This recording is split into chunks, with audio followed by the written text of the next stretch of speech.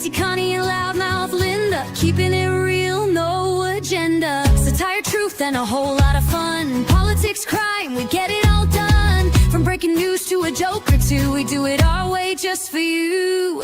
We just can't make this stuff up. 1 year strong and we ain't gonna stop.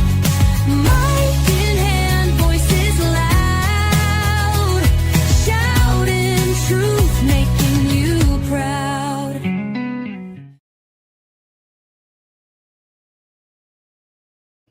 Hello, everybody.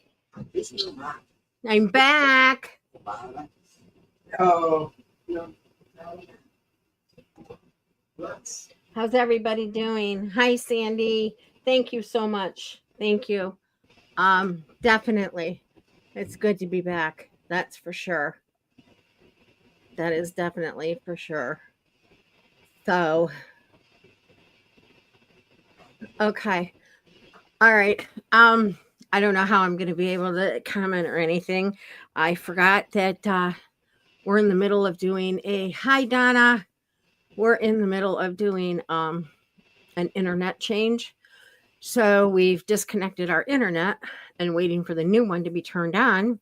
So I'm using my hotspot. So it's not showing probably the normal me. So I don't know about texting and stuff on here because it says add this and add that. But anyway, it's good to be back, guys. It's good to be back. Finally, I didn't think I'd ever make it. I didn't think I was going to make it tonight. Period. Yeah. How are you feeling? It has been a very heavy kind of day. Right. You could feel how heavy it was. It was a very heavy day. Well, I definitely want to start out with condolences to the Kirk family, his wife and kids.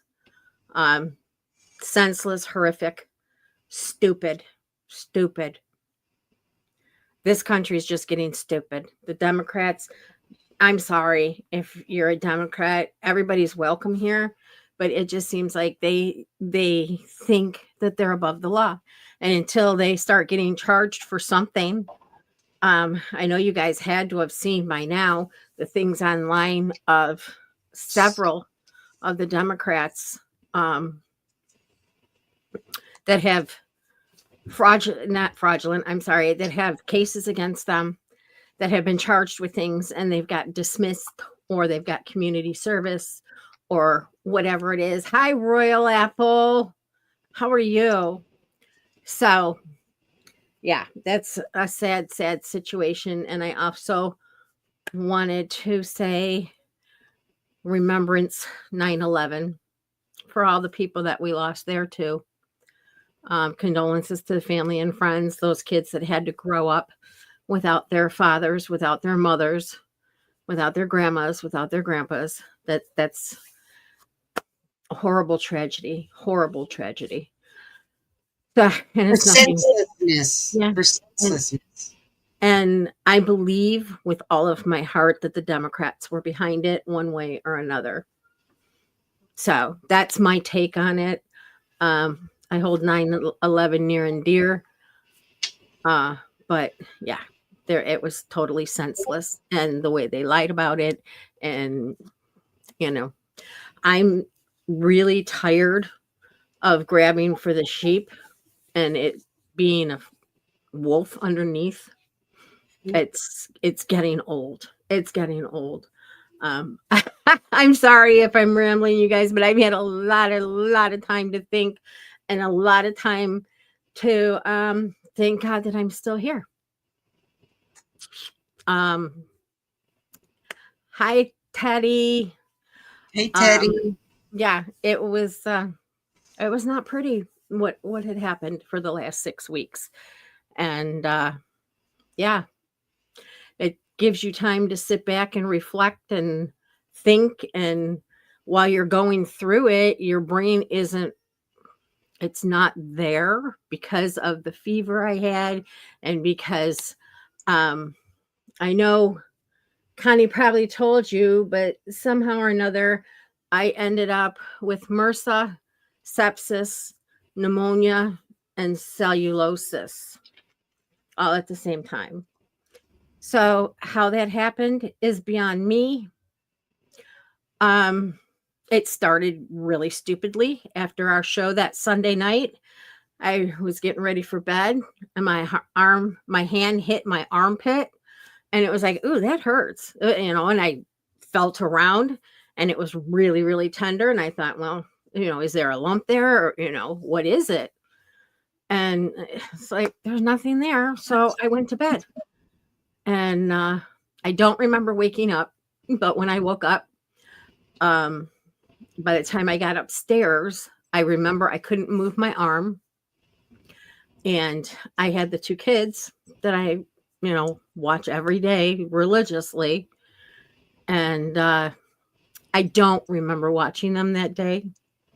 By the time I got to the hospital, I don't know, roughly around 4:00 in the afternoon, my temperature was 104. Who knows how long it had been that high? I have no clue.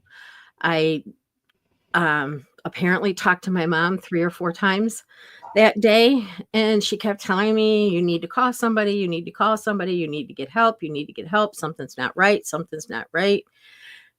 And I can muddle through. I've muddled through with backaches and everything else. That's just what I do. I sadly to say, I was not taking care of myself. That's bottom line. I wasn't taking care of myself. I was putting everything and everybody before me, which I've learned I cannot do the hard way. But yeah, when I got to the hospital, barely remember being in the emergency room. And I barely remember the first 3 or 4 days I was there. It was horrendous, you guys. It's something that I was slurring, and apparently a member of my family, and I'm not going to get into that, thought that I had been taking pain medicine all day because I was slurring and I was so out of it, when it actually was just the infection and the fever that was making me, I guess you want to use the word delirious. I don't know. The only thing I do remember is I remember being in the emergency room, and I remember not the baby, my younger grandson, my son had to drop my older grandson off at band practice. So they dropped me and my younger grandson off at the hospital. And I remember him sitting in the chair next to me. But after that, I don't remember anything. I know I moved floors a couple of times. I know my kids came to visit me a few times. I know my ex-husband came to visit me once. Apparently, my son had told him how bad it was. So I do remember seeing him. I don't remember talking to him. But it's really ugly, really, really ugly. I didn't have a rash, and they say that's how it usually starts. And the MRSA started in my nose. And if you read up on nose MRSA, it's quite strange, because one of the things is from overly picking your nose, believe it or not. And I don't pick my nose at all. So how that happened, I don't know. But I mean, it's the fever and the chills and the this and the that and everything that goes along with it. But it just happened so quick, you guys. Sunday, I was on, we did the show. I know I hadn't been feeling good on and off, but nothing like that. And it literally set in overnight. So, and after being in the hospital 10 days to 14 days, I came home. I was home, a day, maybe a day and a half, and I couldn't stop throwing up. So back to the hospital I went for another 10 days, 11 days, 12 days, something like that. I don't even remember anymore. It's I'm trying to forget it because it was just so terrible. And the vomiting was from all the antibiotics they were giving me. I can't even tell you the mass doses of antibiotics they gave me. They were all IV. They were words I can't pronounce, and they were antibiotics that I've never heard of. I know they were also giving me antibacterial. And I did end up with a rash from my armpit down to my hip, down on my whole right side where it started to hurt in my armpit. Um, yeah, it's okay, Donna. Thank you but no, don't be sorry. It's just, basically, I'm just telling you guys how quick this can happen. That's the only reason I'm sharing my story. I don't want sympathies. Thank you so much, though. And I appreciate all of your prayers. Your prayers got me through it. I do remember popping on a couple of times. If I didn't make sense, I apologize. But I just want to make people aware that it can happen so fast, because I was fine Sunday night and it all went in the wind by Monday morning, and then of course my daughter-in-law felt bad because she said, you kept saying your arm hurt and you weren't feeling good. She's like, and I just didn't get it, because there's a lot of times I say I don't feel good, for various reasons. Sometimes Age. yeah, sometimes I wake up with an upset stomach, whatever, Just tired because we're old. Yeah, that too. And it was just wearing me down. Everything I was doing for everybody, you're right, Donna, I do. I have to take care of myself. While I was there, of course, they sent in infectious disease.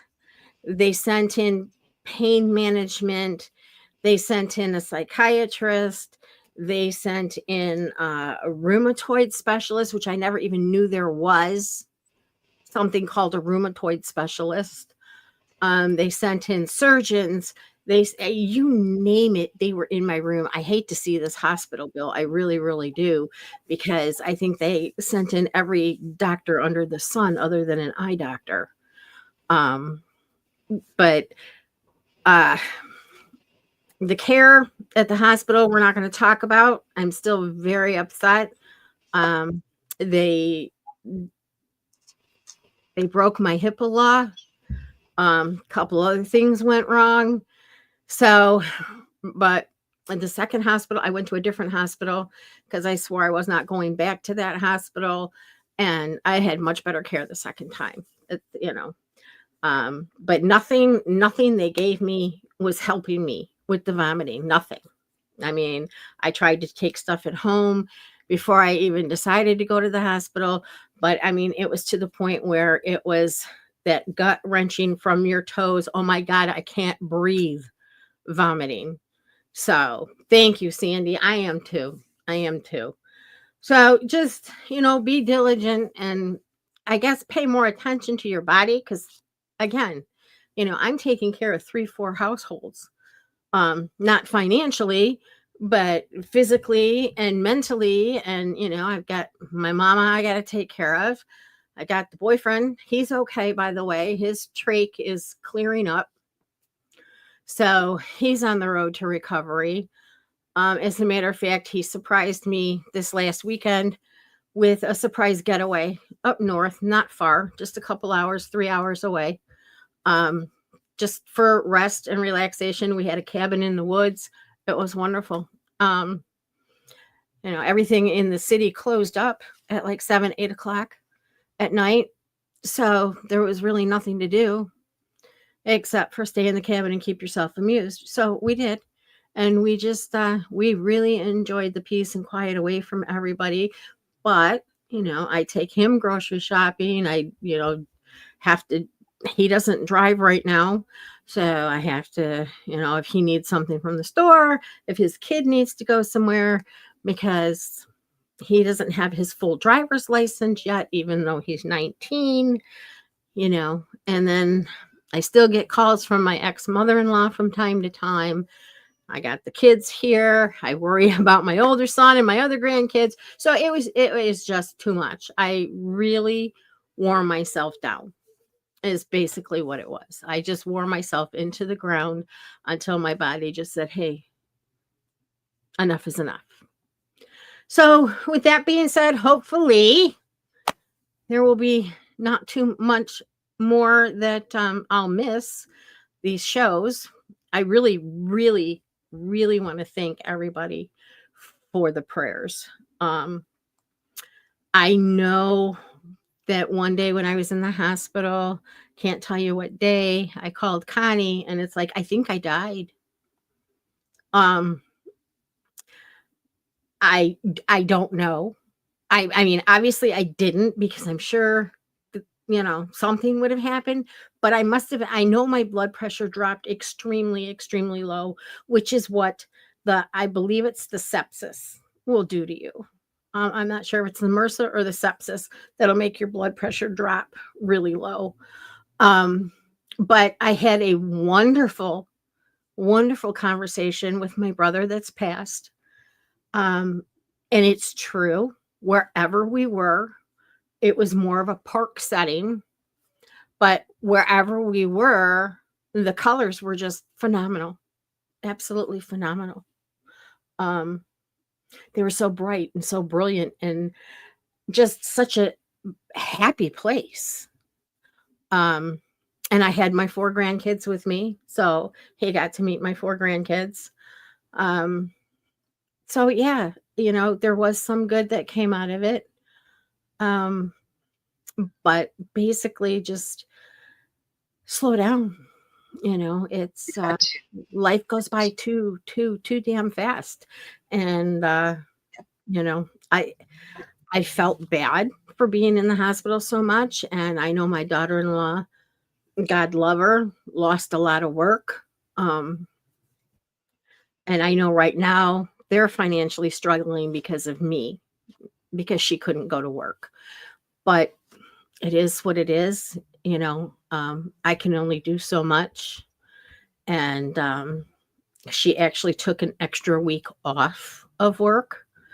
So I had 1 extra week to get my wits back together, which I'm proud to say I'm really, really healthy now.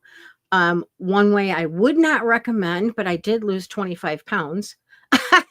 But I wouldn't recommend that for anybody to do that way. It was just one of those things, and then it was like one thing added on to another and to another to another. Because when they told me that I had pneumonia, I was like, I'm not coughing. My nose isn't running, but I guess there was all kinds of scratching and hissing and everything else going on in my lower lungs. And they said they found some fluid. So there you have it. Never knew that was even possible.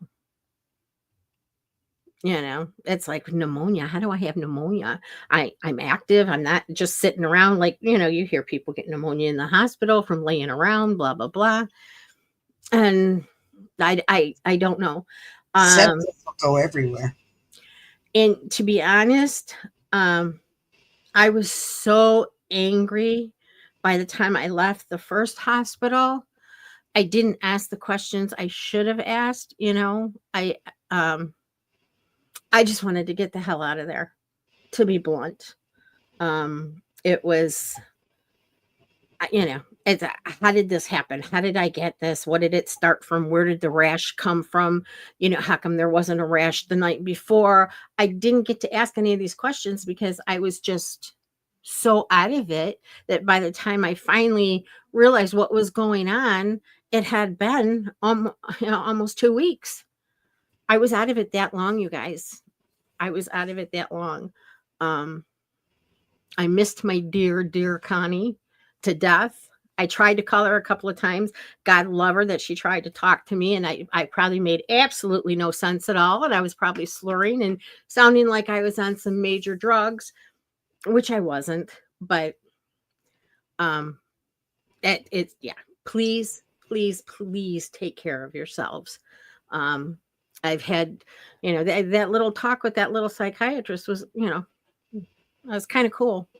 It made me realize that I have to put myself first if I can help anybody else.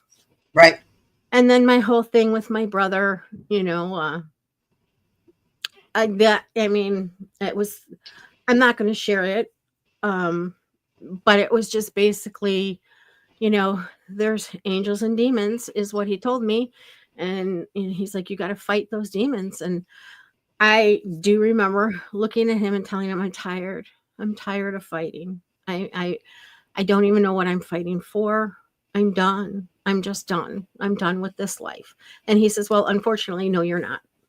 So Unfortunately, you're going back and you're going to put a smile on your face. yes, yes. And since I've been home, I have they changed some of my meds, which was wonderful. So I'm back to smiling and being happy again and not feeling run down and tired all the time.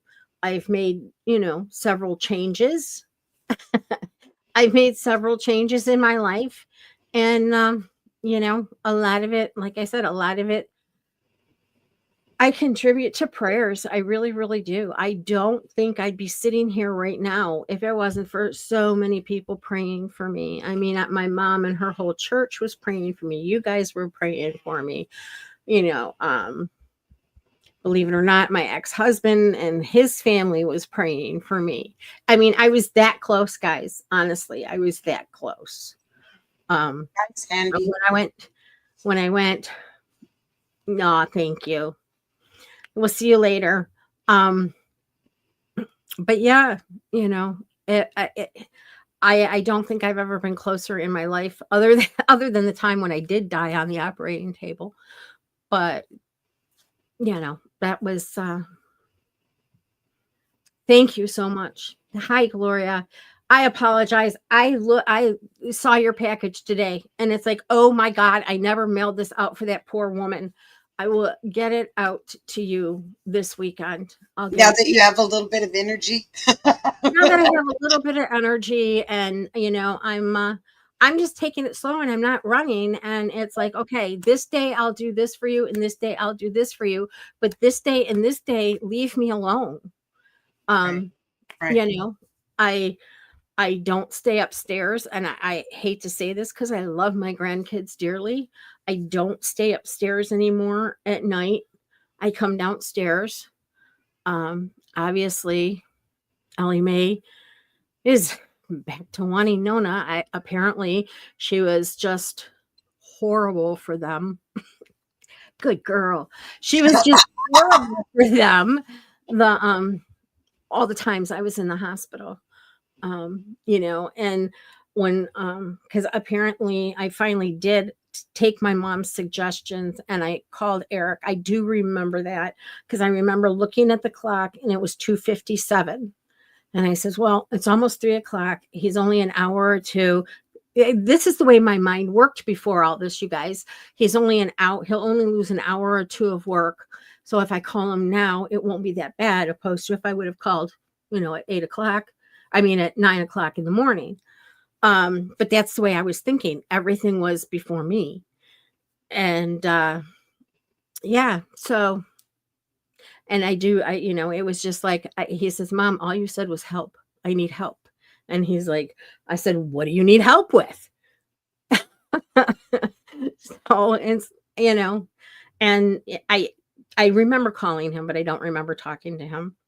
But yeah, it's horrible. It's horrible. And I'm glad I'm done and over with it. It was a huge wake up call to me, for me, with me, about me. I hate to say it about me, but it was just a huge wake up call that, apparently God just wanted to smack me in the forehead and be like, you're not going to be any good to anybody. And you're not superhuman. Right, exactly. And I know Connie and my mom and a few other people have been telling me, you got to take care of yourself. You got to take care of yourself. And it was just like, I don't have time to take care of myself. I mean, I was lucky if I could get a shower every other day. Honestly. That was one of your complaints when you called me, by the way. And only you guys. This is why I was so pissed off at this hospital. Excuse my mouth. They gave me one shower in 2 weeks that I was in the hospital. One shower. Mm-hmm. You want to talk about feeling like death? It was like, oh my God, I had grease from my scalp to the roots, to the bottoms of the tips of my hair. It's like, I can't. And they gave me one shower. And of course, I didn't have shampoo. I didn't have any of that. So it was all that hospital crap that they give you. So I washed my hair and it looked like I hadn't touched it. My face was so dry, it was cracking from the soap. But yeah, one shower, one. And, I would ask them. And then it got to the point where I had a couple, I will tell you this. I had a couple nurses at night. Two were male nurses. With this particular male nurse, one night he wasn't my nurse, but he did come in the room. I don't know what was going on because there was like 6 nurses in there. So I don't know what happened, what I did, I don't know. And I remember that he snatched the remote control out of my hand for the TV. And he said, it's 1:00 in the morning. Don't you think you should be going to sleep now? Yeah. Yeah. I remember that probably because of the situation. And then the other male nurse, he came on a day shift also. And when they were switching shifts I asked at 2:00 if I could get any pain medicine. And he said, let me go check. Shift changed at 7:00 at night. I hadn't seen him. And by 9:30 that night, I still had no pain medicine. My regular medicine, they screwed that all up too. They weren't giving me my regular medicine that I was supposed to take. They weren't giving me the proper doses. They were telling me what I should have. And it's like, I know what I take. I remember that argument. It's funny. I remember the negative things. So apparently there wasn't too much positive stuff going on. But yeah, it was 9:30 at night. And when I got out of bed, and I was getting up to go to the bathroom, and the nurse comes in and it's like, really? You've been on shift for 2.5 hours? I was in this room for 7.5 hours. I could have been dead, you guys. Literally, I could have been dead for 7.5 hours and nobody would have known. Nobody would have known. So yeah, that's See, you're better off at home taking care of yourself. Exactly. Yes. And then the one that snatched the remote control out of my hand, he decided that he didn't want me getting out of bed to go to the bathroom. So he would put the alarm on my bed like a little kid. You want to piss a 62-year-old woman off? Put an alarm on her bed. Because I would probably let the alarm keep going off just to make him mad. I thought about it. Bounce on the bed a few times. It wouldn't have been fair to my roommate. Right. Had there not been anybody in there, I probably would have, just to piss him off. But even if, obviously hospital beds are not comfortable. I'm sure everybody has been in one where you keep sliding down and sliding down and sliding down. So if you take your feet and dig in to push yourself back up, when your body comes off of it, it goes off. Yeah. So, yeah. But, I did file a complaint with the hospital. They're not going to do anything about it. They're not going to do anything at all about it. And I was supposed to be sent, not that you guys need to know this, but, I live in the basement and there's no bathroom down here. I was supposed to be sent home with equipment so that I didn't have to try to rush to get upstairs and possibly fall, because I'm good at falling up steps. That didn't happen. And when I called to complain, it was like, well, do you still need it? It's like, well, gee, Tennessee, I bet we billed your insurance for it. Yeah. That I have to check too. And then, to say the least, I've never been in pain. I would rather have 2 9-pound or 10-pound babies with no anesthesia at all than ever the pain I went through with that. Terrible. 2 9-pound. I would have them back to back than the pain that was.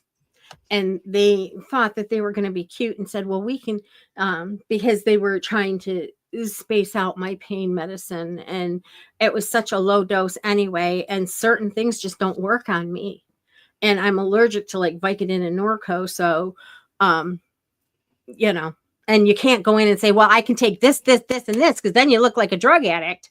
But I know what I can. Give me, please. Yes, I'll put in my order now. Here's my list.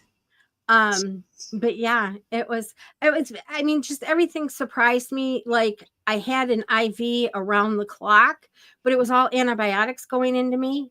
I never had like just straight saline, which obviously caused a problem with they weren't giving me enough water. My lips were so dry when I got home. They cracked, peeled, were bleeding. I still have one spot right here that's not totally healed yet. I kept asking for water. I'd ask for 2 waters because they would give me like cups like this big. 2 sips with somebody's mouth that dry, you know what's going to happen? It's going to be gone. So I'd ask for 2 cups with ice in it so I could suck the ice. Well, obviously they're getting tap water. So, and then the tap water started making me sick. So anyway, but it is what it is. It was what it was. And there's no point in complaining about the hospital. The food was not that bad. Well, there's a plus. I will have to say. Hospital food's gross. No, they made a marvelous quesadilla. That's good. They did. They made a marvelous quesadilla, and believe it or not, their mashed potatoes weren't lumpy, and they didn't taste gritty like fake potatoes do. Because we all know they're fake, made with water and powder. Gross. Yeah, Donna, that is nuts. It was so gross that I, honest to God, my son went to work, and from the first hospital when I was getting released, the only person that could pick me up was my ex-husband. So he did. I had taken him to the hospital a couple of times, and he said if I ever needed him. So I did call him and asked him if he could pick me up, and he did. And I said, I'm going to give you a fair warning, and I swear to God, I said, if I offend you with the way I smell, I apologize. Because that's how, I mean, I had my son bring my deodorant and my, toothbrush and stuff, but I still been laying and sweating between the fever and the chills. I'm sweating in this bed for 2 weeks. And by the time I got picked up, I had been there. I think it was like right between the 2 weeks, they gave me a shower. One day between the 2 weeks. So needless to say, I went from Sunday to Sunday without a shower because I was in the hospital after the show Sunday here. Then I got a shower. I believe it was on a Sunday. And then I made a beeline straight to the shower when I got home, straight to the shower. And, poor Ellie Mae is knocking on the door. No, Noni. So. If you think about that, how bad you were treated at the hospital, can you imagine what these older people are treated like in a nursing home? Oh, yeah. I have a whole new outlook on all of that stuff. I think Kevorkian has it right. If you have to put me in a nursing home, just give me the cocktail. You know what I mean? I don't want to go to a nursing home. I don't want to live like that. Yeah. No, I don't either. Not at all. I know, with talking to my sons and my mom and, telling them, and the thing is that you guys got to remember that before all of this, for 10 days, the guy I've been seeing, my boyfriend, whatever you want to call him, Um, he was in the hospital with the trach, and it ended up being an infection. Thank you for the prayers. It was not cancer. It was just an infection, and it was pushing on his windpipe, so he couldn't breathe. So anyway, it's, the infection's cleared up and all of that. But I started thinking that maybe I picked up the MRSA from the hospital from going to see him. I don't know. I don't know, because they say MRSA runs rampant in hospitals. But I don't know. Who knows? I don't know. But he's on the mend too. So You don't want to go for another hospital visit, vacation? not anytime soon. Not anytime soon. The only thing I do regret is that through the course of everything and everyone being busy, and unfortunately, my mom suffered the most because she wasn't able to come see me at the first hospital for the first 2 weeks. And that's when I was seriously, seriously ill. And she couldn't get there because my older son had drove me. Apparently, my younger son called my older son and said, "There's something wrong with mom. Get to the house." So he came over, and then I guess he also called his dad, my ex, and apparently he came over, but my older son and I had left, and my younger son had gotten home before he got there, I guess is how the scenario went. But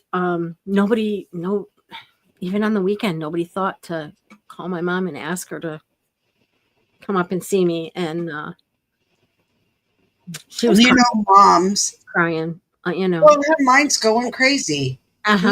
She's sitting over there thinking all kinds of things. Well, especially since she talked to me on Monday, and she said that every time she talked to me, she could tell I was getting worse and worse and worse. And by the last time I had talked to her, she said that she couldn't even barely understand me, that I was slurring so bad. And she's like, and I couldn't get to you then either. She's like, I kept telling you, I'm going to, I should just come over there. I should just come over there, and of course I'm trying to lighten her up and cheer her up. And I'm like, well, no, Mom, what you should have did probably all those times talking to me, you should have probably called one of my sons and told them what was going on instead of keep calling me. What's going on with you? Yeah, exactly. It's like, you need to call your mom, or you need to get to your mom because something's going on. Something's going on. And I know my older son, he thought that I had been taking something all day for pain. So he thought I was just sloshed away, I guess. That's terrible. And I still have yet to see both of my older grandchildren that they saw me in that condition, and I've yet to talk to them about it. That's something I never wanted my grandchildren to ever have to witness or see. To put it bluntly, that's why I'm not having a funeral. I don't want my grandkids to remember me like that. No. To remember me like this. Right. And I do know the younger one is more empathetic.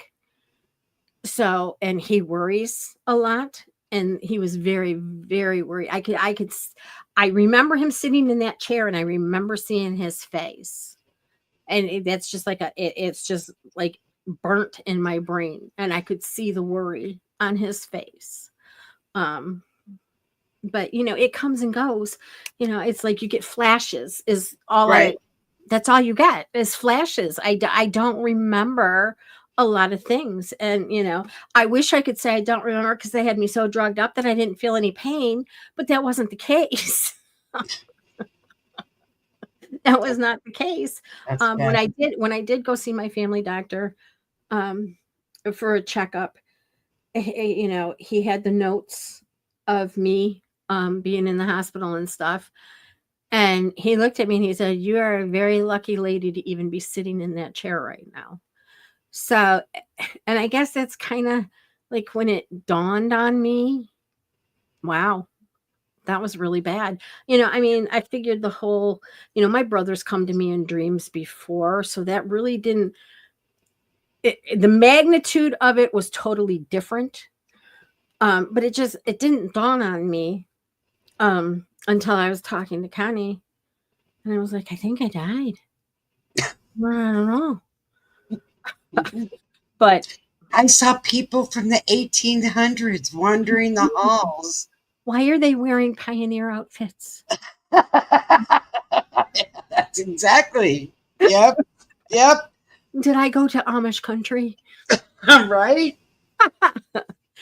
But with all that being said, I love you guys. I missed you guys so much. I'm so happy to be back. I missed my Connie. She's my ride or die, my best friend, my sister. I love her to death. I'm thankful for everything she did while I was in the hospital, keeping the show going, keeping you guys updated. There aren't enough words I have for you, my friend. Thank you. I love you with all of my heart. I love you. And I like I said, I know I tried to call her, and she probably looked at the phone and said, "Oh shit, here's that slurring bitch again." Oh, I never thought that. Never thought that.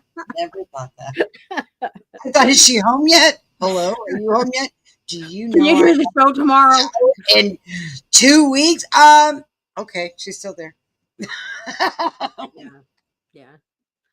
Yeah. So, but I mean, it is what it is, and I'm just happy to be back. And we're happy to have you back. Thank you. Happy to have you back.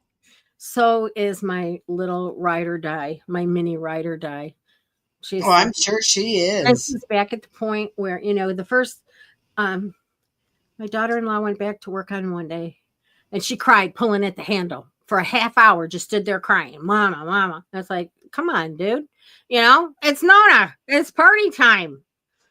And now she's back at knocking at my door. Noni. That's awesome. Noni. And when Noni walks out the door, she cries. Yeah, again. she's crying. Oh, it's like, when do I get to stop crying? Right. And it, again, it used to bother me. And, when I would go away, I usually go away for the weekends just so I'm not around the kids.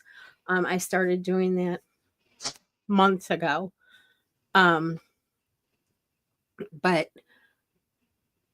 I used to feel bad for leaving her. I don't anymore. I hope that doesn't sound horrible. No, because you know what? You have a life to live too now. Yeah, but I don't anymore. I don't feel bad. Hi, Sputsy. Jinx, show me a Coke. Oh, thank you, Sputsy. But like I said, it was a learning curve, and I hope everybody will heed my, knowledge that I have now, that don't take it for granted. Like I said, it started with just a little ouch that hurt under my armpit, and by the morning I had 4 things that I've heard of, but I've never known how you've gotten it, Mm-hmm. And everybody kept telling me, well, isn't MRSA a flesh-eating disease? It can get that bad if it's that form of MRSA. I did not have that form of MRSA. That's the kind that starts like from a cut on your skin and an infection gets in there. That's how you get the flesh-eating bacteria. But it does start with some sort of, there is like a cut in your nose or whatever. You can get it that way too. And it's like, well, I don't know. I don't know. Really know. Yeah, but you would think, that's the thing that puzzles me the most is that, I was on the show Sunday night, and you just never know.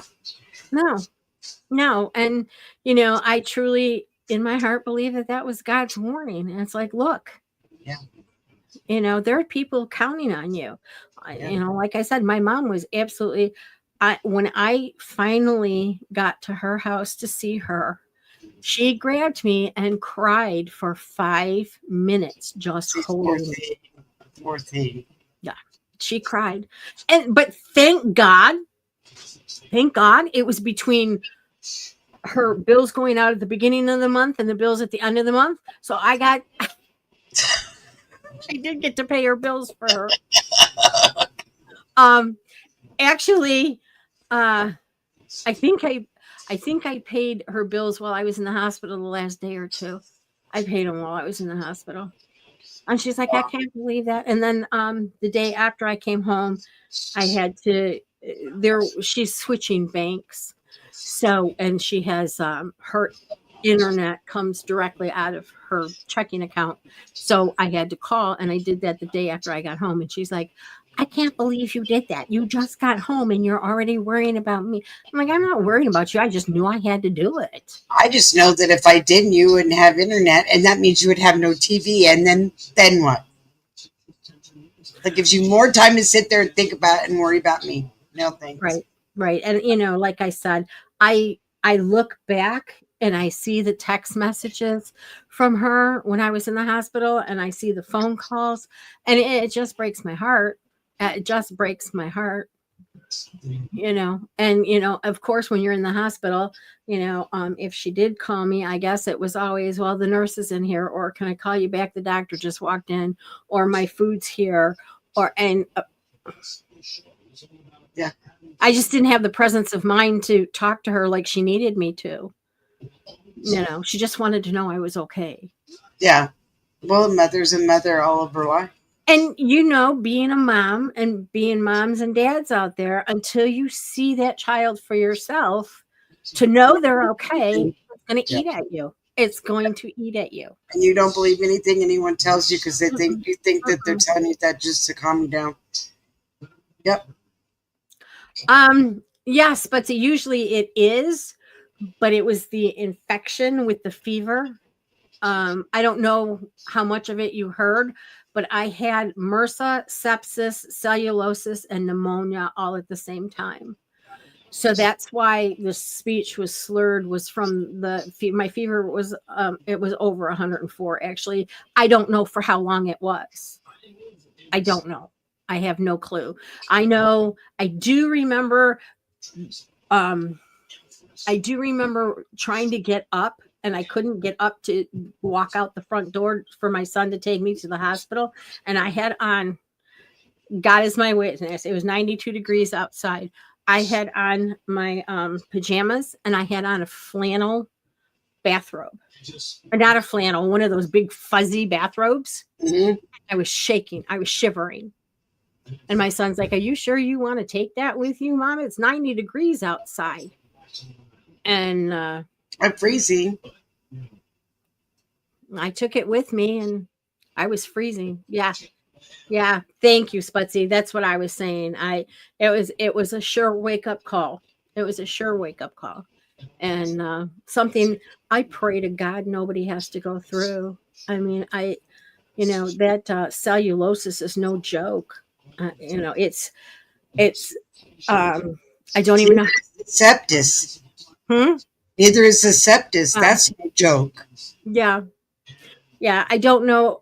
Apparently, the sore armpit is because that's where the cellulosis set in, was on my right side, and it went from my armpit. It's a soft tissue.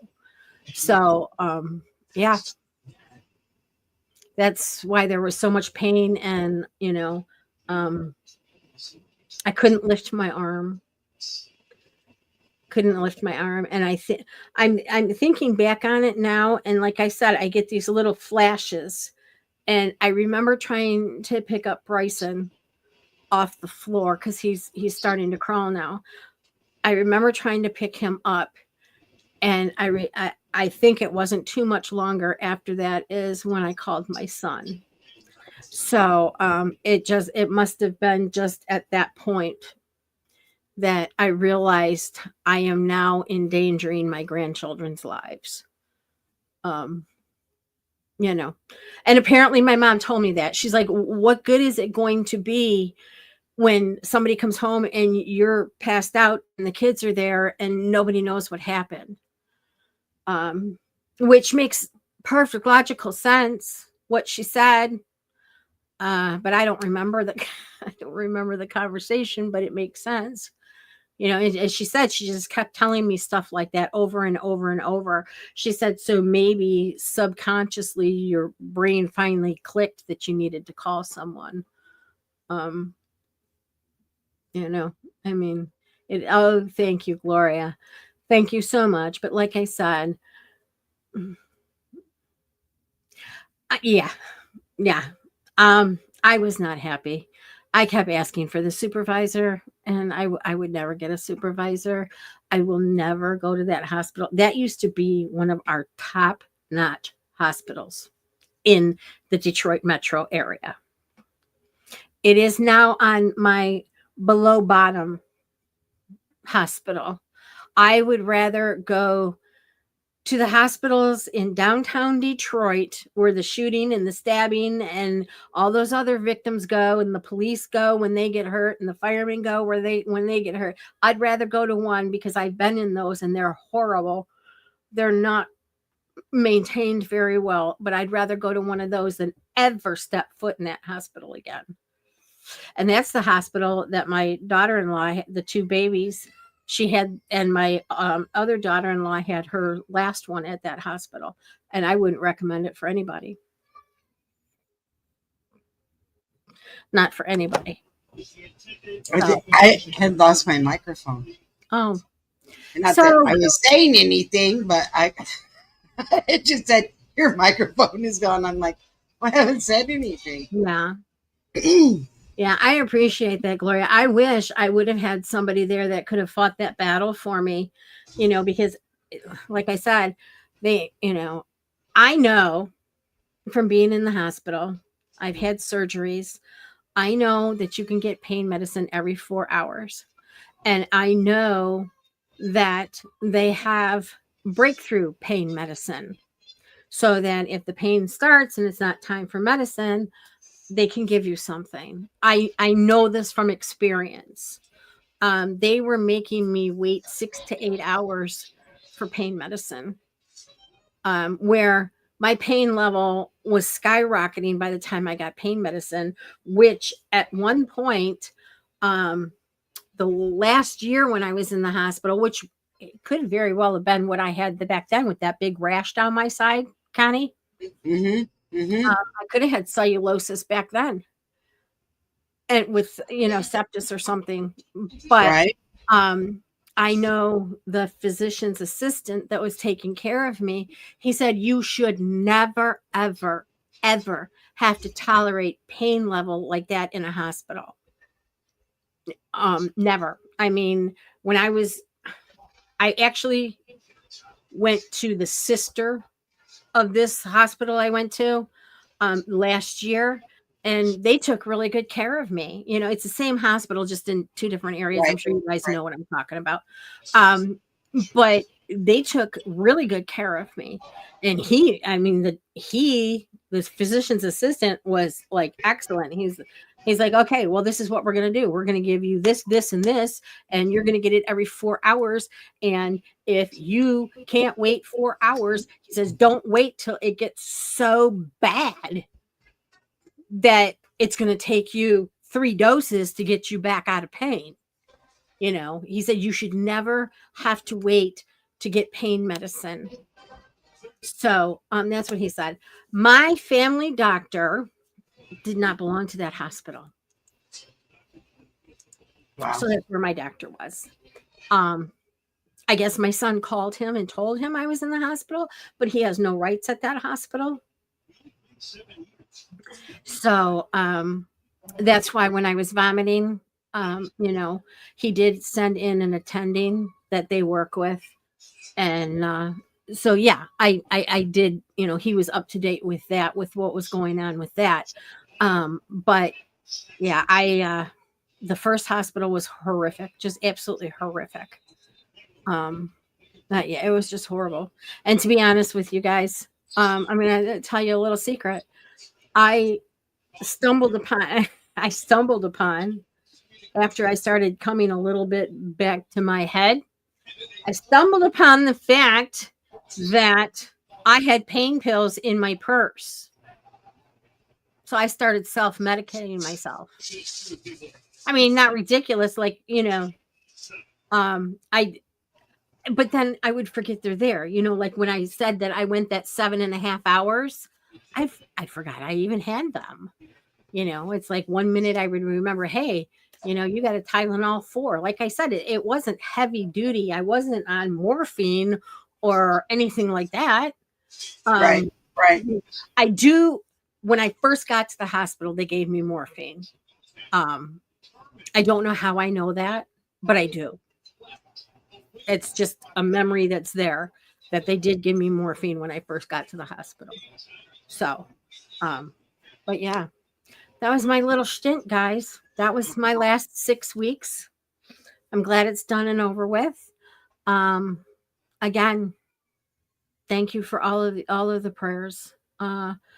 I, you know, I was struggling believing that prayers can do things with the way the world is right now and the way our country is. And honest, guys, I was really struggling. I was really, really struggling. Like, where the hell is God? Uh, why is he allowing the devil to run amok like this? Um, and it was like, prayers don't work. Well, But I they now do. believe they do. So, you know, I guess I got a whole lot of lessons learned through all of this. They do. So, lessons I needed to learn. I needed to slow down.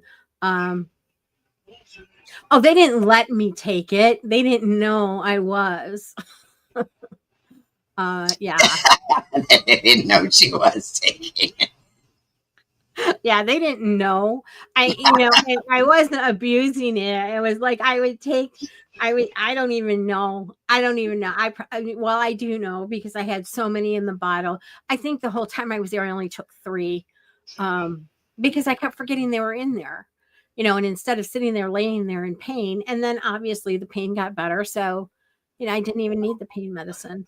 But yeah, no, they didn't know. And like I said, I stumbled upon it in my purse. It's one of those flashes. It's like, pain medicine. Okay. You don't want to give me some? I'll just take care of it myself. Needless to say that Tylenol 4 did not help the pain levels that I'm much sure at the it time. didn't. No. They were giving me Oxy every 6 hours, but the lowest dose you can get in the first 4 days that didn't even touch it. It didn't even touch it. That's why they sent in pain control and pain management. Basically, I told them their job. It's like, look, I know I can get pain medicine every 4 hours, and I know there's a breakthrough pain medicine you can give me. One of the nurses, I swear to God, you guys, I swear she was an angel.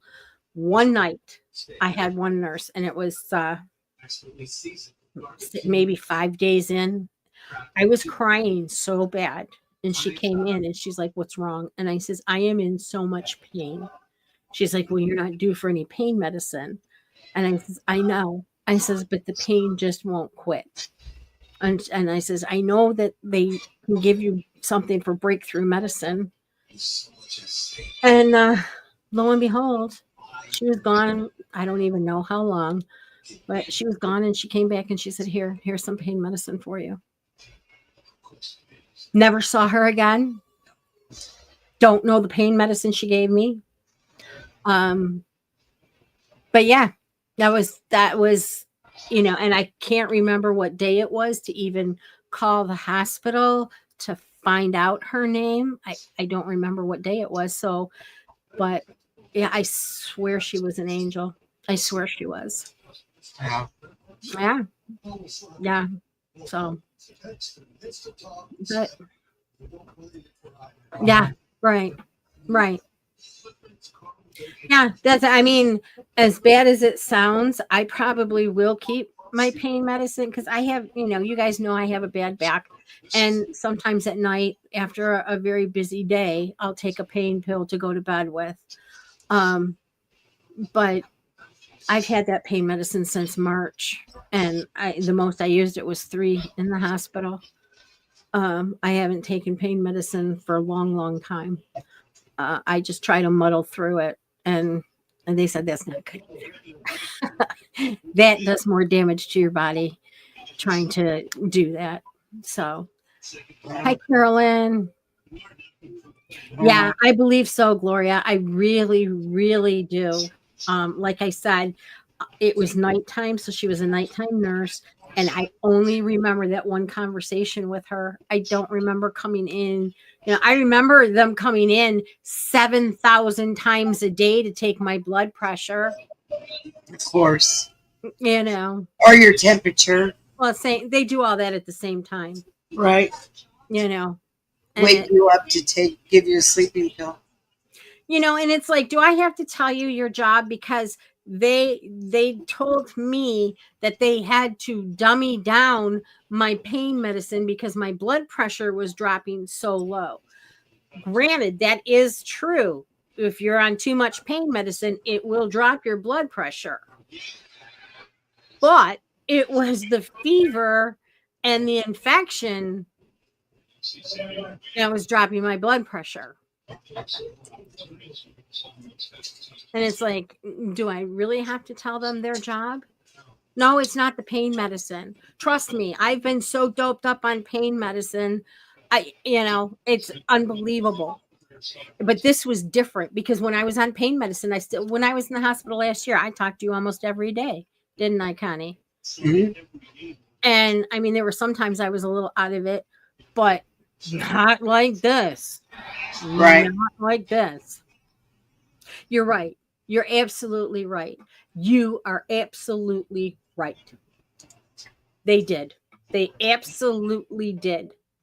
Because you can't, you can't go in and say, I mean, I'm allergic to Vicodin and Norco. I can't take it. It's got remnants or something like ibuprofen. I'm allergic to ibuprofen. So it's got an anti-inflammatory in it.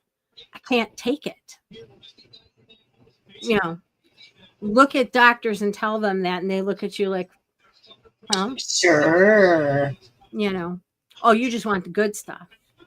Or let's just give it to you and see what happens to you.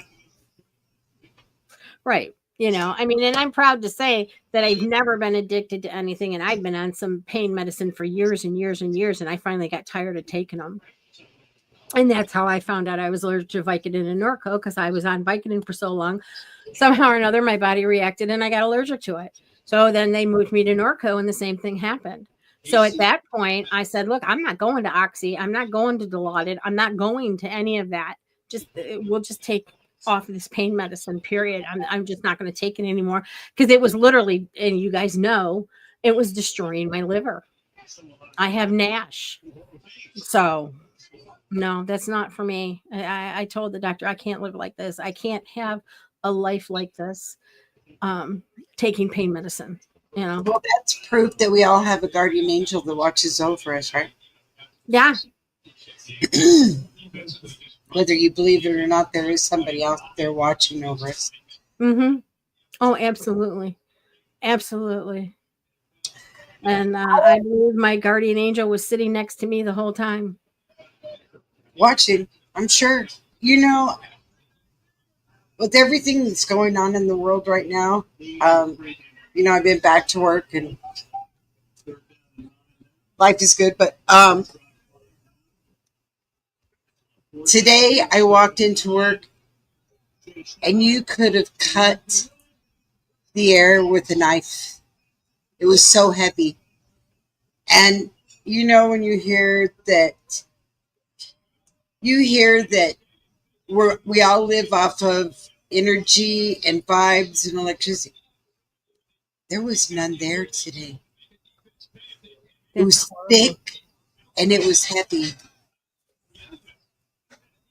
I'm sure it was a mix of 9/11 and then the news we got yesterday, the Charlie Kirk news we got yesterday was horrific. But I was asked about it at work, and they said, what do you think? And I'm just going to give my quick opinion real quick, and then we'll go back to, but my opinion here is, when you don't like somebody or what somebody is saying, we live in America. That's what makes us free. There is a power button. There is a a remote control. You can turn the channel, you can turn the volume off, you can turn the TV off. You don't have to listen. You don't have to listen. You know what You I know? started you know what I started seeing a lot online today was just because you're offended doesn't mean you're right. Right, right. And you know what? Does that constitute a life? Because you don't like what someone is saying? Does that It's I constitute mean a a life? perfect stranger. Really. I mean, even though he was a public figure, he's still a stranger to you. Yeah, I don't know him. I've never met him. I mean, my God, he's 31 years old with two little kids. His life was just starting. Right, Really? He's right. just starting to get his act together. I mean, I don't know the man. I mean, you know, and I don't mean it in a snotty way. He was just starting to get his life together. But let's Mhm. face it, these kids nowadays, they don't have their shit together until they're in their 30s. Well, and here's another thing. Let me say this. Everyone knows my stance on Nancy Pelosi. I've made it clear. And Adam Schiff Yep. and Jasmine Crockett and Maxine Omar Watson. and AOC. I mean, Yep. I've made my voice pretty loud and clear about all of that.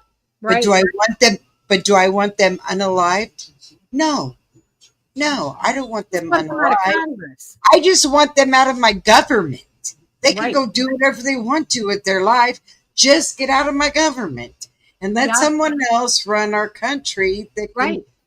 not run it into the ground or Right. work on it to make their self better for personal use. That's all I got to say about that. Right. You know? And my question is this. Since when did everything become so political? So political. Well, I don't get that. Well, I know. We all Right. know when it started. It Right. Oh started yeah, we many, know. many years ago. Yeah. Um, but they definitely have divided this country to the point where it's getting to be like a third world country. You can't send your kids to school and know that they're going to come home that night. Or that they're not going to be taught something you don't want them to know. You can't go to work and know that you're going to come home that night.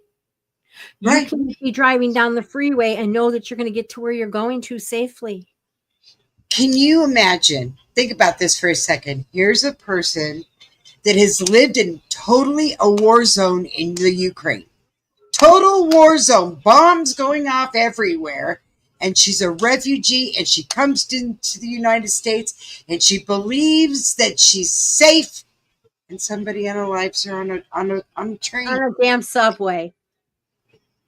Just because. Just because. Just because. And that's what kills me is how did you have so much hate built up inside of you that you can just go out there and stab and shoot and maim and cut?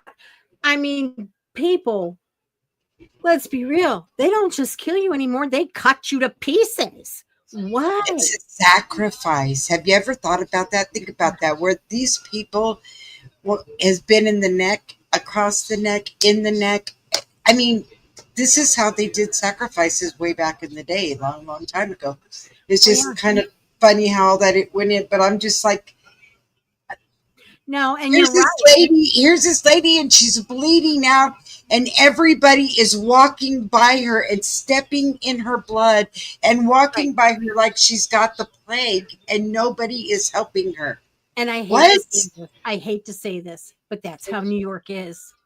That's how I mean, I've been there several times. They will It's step horrible. over you. They It's will step horrible. over you. They It's horrible. nobody gets involved in anything. Nobody helps anybody. Nobody it's a totally different atmosphere in the city. Now, Well, outside in the suburbs, it could be different, but in the city, it's a totally different ball game, guys. Totally different ball game. well, you know what I thought while I watched it? I thought to myself, you know what? I'm glad I was not on that train and have to go meet my maker in a few years saying, where you were on that train and this is what happened and you watched it happen and you walked by and you didn't even offer any help? Do you think God works like that? Do you think they'll be questioned about that? I think so. You think so? I'm not being sarcastic. I'm asking, do you think? Yeah. I think God's going to look at him and say, where was your mind? What were you thinking? That person died right in front of you, and you're here wanting me to give you a pass? Right. Yeah, I do. I think that, they say you will be judged as you were judged. Well, you know what? They sure judged them, didn't they? Do you really think that there's somebody at the gates pre-questioning before we get to God? I think so. St. Peter's going to go, you know what, you're out of here. You're out of here. I couldn't remember who was Peter or John. I couldn't remember who was Peter or John that was supposed to be. It's like St. Peter at the gate, you're out of here. We don't want to see your face. No. You didn't even make it good enough to see the good Lord to get the rest of your judging. You go down the street to the other park. Yeah. You're going to the other park, down the street, down the other park, and maybe they'll ignore that you're there.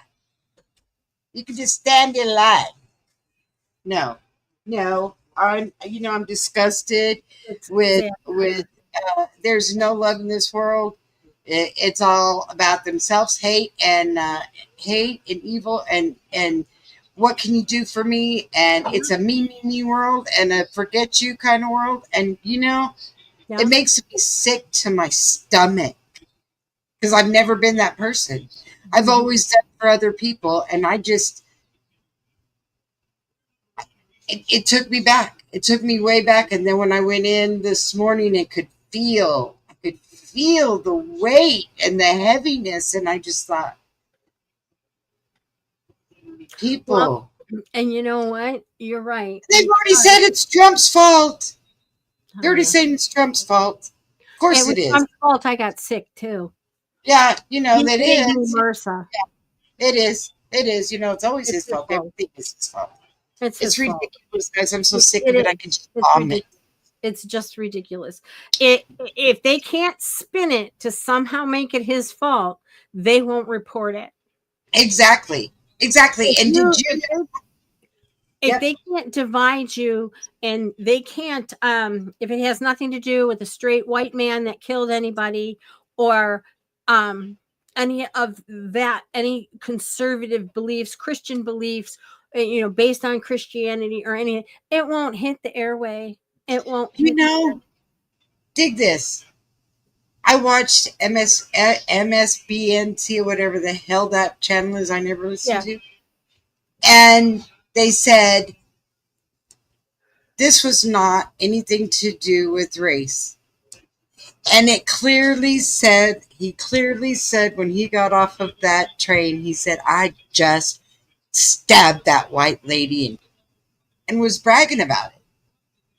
And I thought, right, he called her a lady and didn't say I stabbed that white bitch, because that's how they probably did, but they're just said they changed it. But that's what it's their culture. They don't call women. They don't call their woman. They don't call their women ladies. They're bitches and hoes and baby mamas. And that's sad that you label your women that way. That's very, very sad. Exactly. She was in shock. That lady was in shock. Yeah. Can you imagine? I mean, I can't imagine. I've been through a war zone and worried for my life and thought I wasn't even going to make it. And I got to where I thought it was going to be safe and got me a little job at a pizzeria, got on the bus to get on the train to go home, and ignored everybody. I mean, she didn't say anything. She didn't start anything. She was just sitting there. And here, we'll just take care of this. She was just sitting there. Unbelievable. And the people, no one helped her. No one helped her. They walked around her like she had the plague. It made me sick. It made me sick too. It made me sick. But I mean, I don't know. I think I'm. I got that white girl. That's what he said. Oh. Sorry. Donna got the words wrong. But anyway, Still, same thing. Same thing. but it's not racist, guys. It's not Well, racist. and the thing I noticed, and if this comes out racist, I apologize because it's not meant to be. But I watch a lot of forensic files and those kinds of shows. And it is getting to be more and more white girls getting killed by black men. And I'm sorry to say, but when are these girls going to learn their lesson? Sorry, Missy just saw a dog on TV. Oh, that's okay. I mean, when are these, and I hate to say, because it's not the whole race at all. There are No. wonderful black men out there. Yes, there are. Gentlemen black men out there. Yes, there are. But they're pushing There's good the and bad in agenda. every race. They're pushing the biracial relationships, LBGQ, ABCD crap down your throat, and these, in my opinion, and I'm not speaking for all. This is my opinion, and I really don't know any trans people, but from what I've seen on the news and what I've heard, these people are mentally ill. They're messed up in the head. Well, they're getting a lot of steroids, extensive amounts of steroids to suppress their hormones. Yeah, they're don't know. going screwy.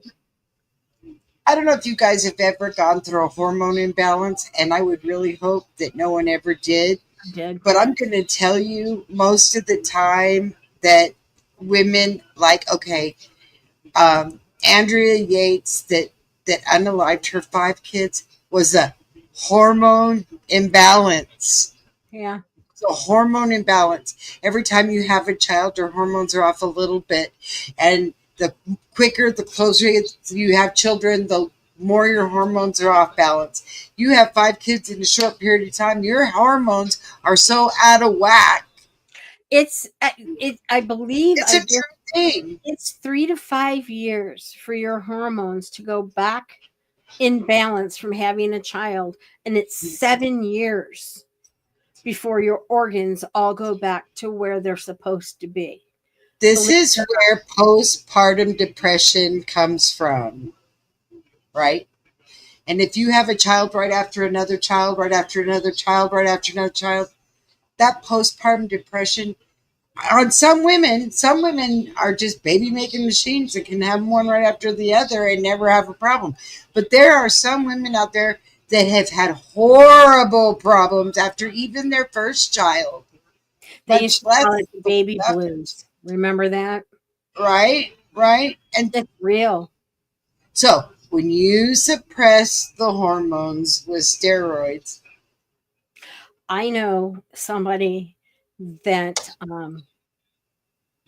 it was a street over from my mom, and the woman had a baby. Totally took her husband by shock.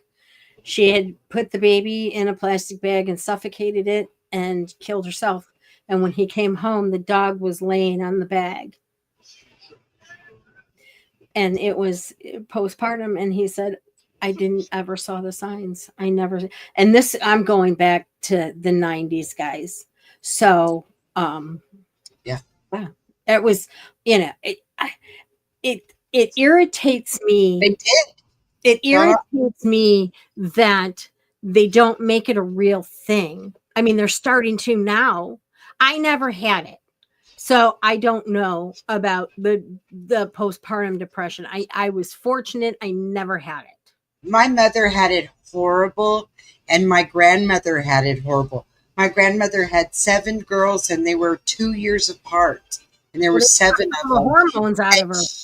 Yeah, and she got to the point that she said, I just felt like jumping off a cliff. I just couldn't take it anymore. And my mother only had 2 kids and had it right after me. And she said, I never felt like hurting you, but I sure felt like hurting myself all the time. It's a real thing. It's a real thing. It is. And that's It what is. I'm saying about suppressing your hormones. Our body is a mechanical machine that God created that no man will ever be able to. I mean, when we start playing God, is when we Right. start making mistakes. He Right. made this body. He made this fine, well-oiled machine, and he knows how it works. Mm-hmm.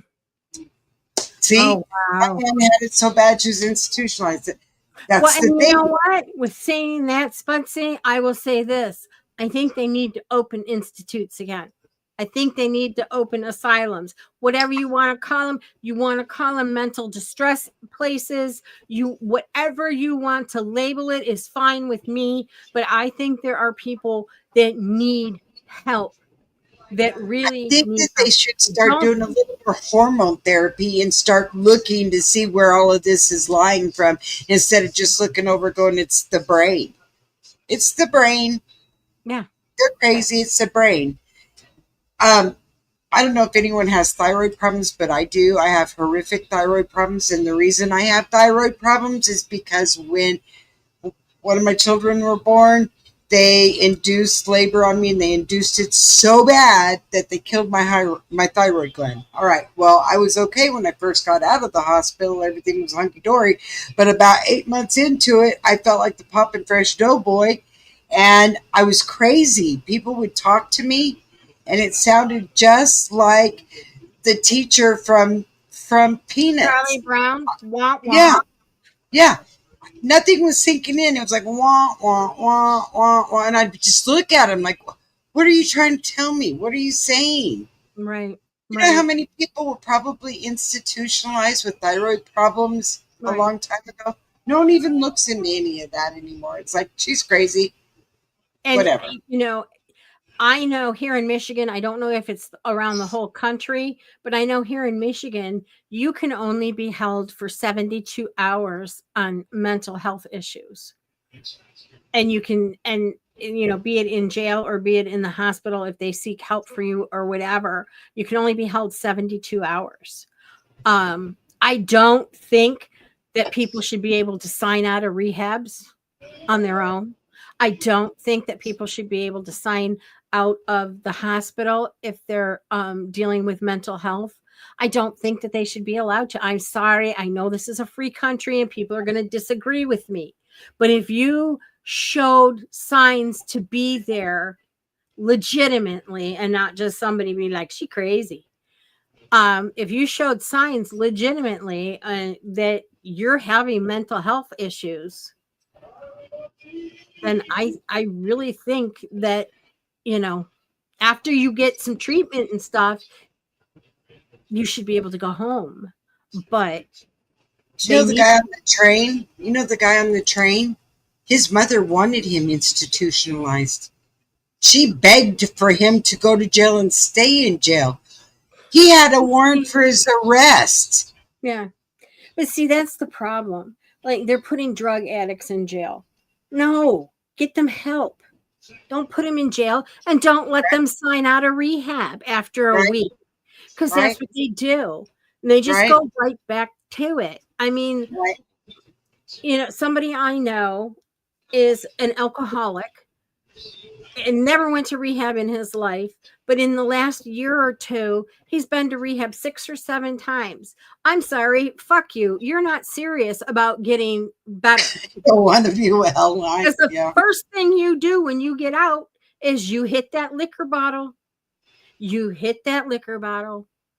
So, how serious were you? No, you just did it to keep your job. You did it to shut the family up. You did it for your own. I mean, I know when I can't think of a scenario, but I know that just being home from the hospital, okay, and I could take a shower. For me, that was like it in my mind, and it may not be this way for everybody, but in my mind, that was as heavy to me as somebody drinking every day. I couldn't wait to get in that shower. So once I got that shower, I felt better. I felt enlightened. I felt healthy. I felt happy. Mhm. That's how you should feel when you come out. And the last thing you should ever do is put yourself, you have to make changes. You have to change the people you're around. You have to make changes. If you live alone, get a cat, get a dog, something. You have to make changes because you can't go back to the same situation, because that's not going to work. You're going to fall right back into the pattern. Right. You have to make changes. You can't be around those people anymore. I mean, I know from my own experience in my own family, you have to get those people out of their lives. You have to get them out of their lives, or Mhm. it's never going to work. It's never going to work. Right.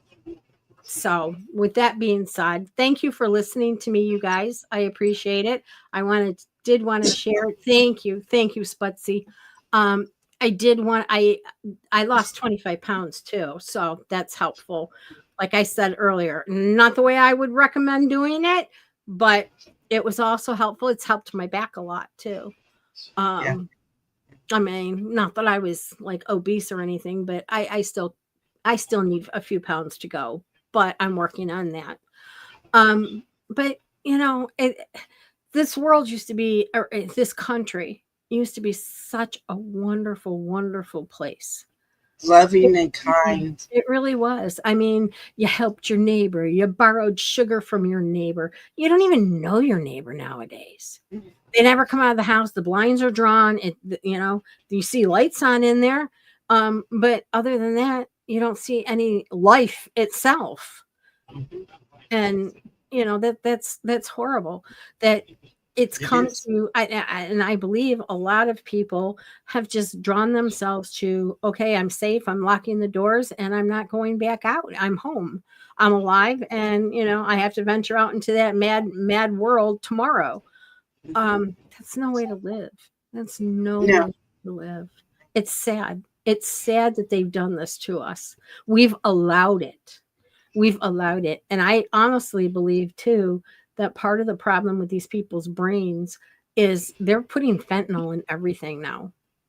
Like, before it was just in weed. I mean, not in weed, before it was in pills, and then it went to the cocaine. I'm not saying drugs are good, and I'm not saying any of that. But Facing everything. if you do it, you shouldn't have to die because you did it. You know what Right. I'm saying? Don't Um, lace it. right. And now I heard that they are lacing the weed. Jeez. And it's like, I never knew anybody that killed anybody when they were high on weed. Just saying. I'm just saying. Yeah. You know, I mean, You they're just be usually the most careful. relaxed, mellowed out, funny people you ever want to be around. That's my opinion. Yep. Yep. They don't want to do anything. They just want to become part of the couch And eat. and eat And eat a and eat. lot. The better the junk food, the chocolate. Yeah. Peanut butter. All right, guys, it's that time. We went over tonight. It was actually good. I'm glad because we haven't had a show in a few days. Our next one will be Sunday. I got a football game to go to Thursday. Go Trojans. Okay. So we're going to try to do away with Tuesday and do Thursday. I Yeah, think that's what we had talked about. right, Um, right. Tuesday's too hard for me with having the little ones at night. With my son, I mean, there's times he gets frustrated, and there's times that he just needs a break. You Right. know, and there's times that it gets to be where there's two people needed because one's got to go one way and one's got to go the other way, and keep them both together. Forget it; it's a nightmare. So we're gonna not do Tuesdays, and we're gonna try to do Thursdays and see how that works out for a little while, right? Is that Do Mondays, Thursdays, and Sundays. yeah, Sunday, Monday, and Thursday. We'll try that for a little while and see where that takes us. Love you Okay. guys. Thank you again for your prayers. And from the bottom of my heart, I really missed all of you. Um, like I said, I tried to pop on, but half the time I think I fell back to sleep or just, I don't know. I don't even remember signing off. So, but Thursday's good. Okay. Love you. Especially love you, Kenny. I love you too.